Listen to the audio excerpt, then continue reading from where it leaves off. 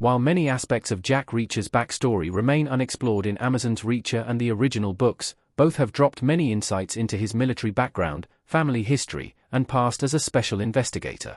Since the Jack Reacher stories religiously follow the mysterious stranger trope, there is always an air of mystery and enigma surrounding the titular character. His strong sense of morality and justice is always on full display as he sets out to punish wrongdoers. However, the show and the books avoid delving too deep into his past. Despite this, both Lee Child's original Jack Reacher books and the Amazon adaptation have gradually revealed several details about his past and the events that shaped him.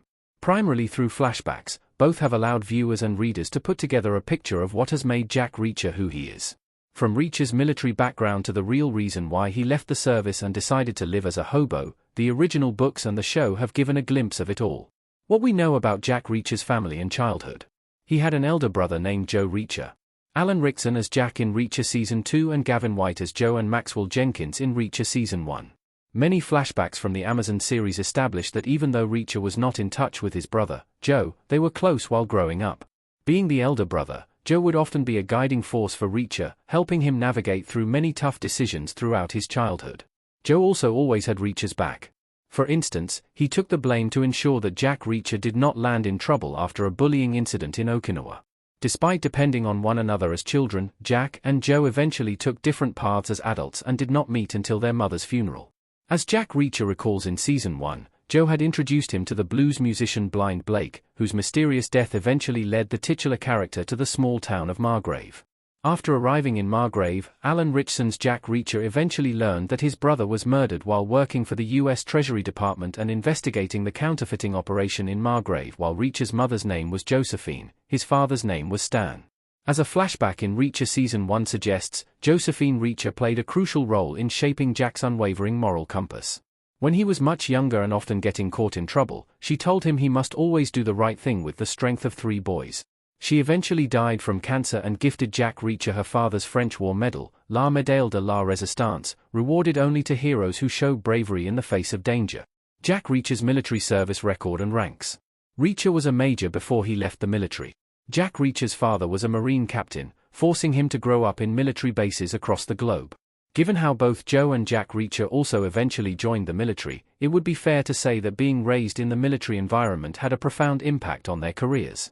The Alan Richson character started his military journey by enrolling at the West Point Military Academy, paving the way for him to serve as a member of the military police. Reacher was among the top-performing students in his class and displayed exceptional leadership and combative skills. According to the original novel's lore, Jack Reacher quickly rose in the ranks during his time in the military and received accelerated promotions. He also holds the record of becoming the youngest peacetime major. Although he was later demoted after being charged with assault, he became a major again before retiring from the service.